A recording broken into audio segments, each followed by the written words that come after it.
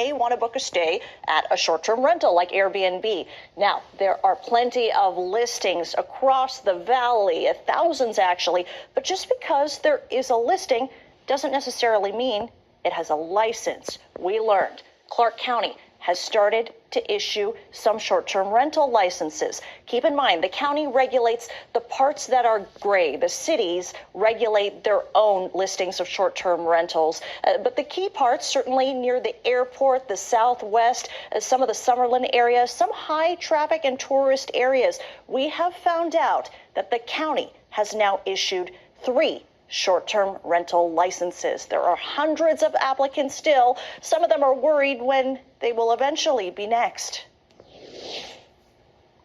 Happy to say I have an actual short-term rental license. 6th grade teacher Rachel Gore did literally win the lottery. 17 months ago, in March 2023, Clark County held a lottery for a place in line to get a short-term rental license. 1,300 names were drawn, and Rachel drew number 10.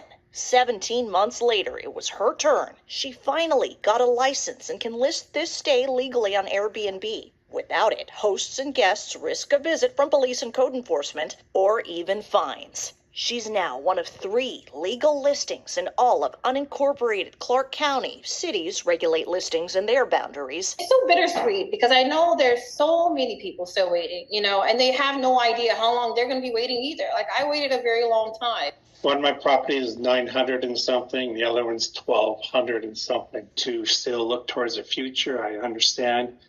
I don't have that much time. Lewis is still battling cancer, waiting for his number to be called. The wait has already taken years. 2021, the legislature created a state law regulating short-term rentals. 2022, Clark County passed its ordinance. They want people to follow the law, so they need to make it easier for people to get licensed. We've been asking the county to license short-term rentals for many years. The Greater Las Vegas Short-Term Rental Association has been critical of stringent county regulation, taking their case to the Nevada Supreme Court. Jackie Flores is calling for the process to move faster. Many applicants are struggling to make a living, and they decided to list illegally. Clark County sent this statement. The Business License Department is required to ensure each application has met all requirements for licenses, which requires consideration and due diligence. There are factors that impact the timeliness of this process, like submitting fees and getting inspections scheduled. At some point in time, I was looking for a different job because I'm like, it's not feasible. This is equivalent to a part-time job.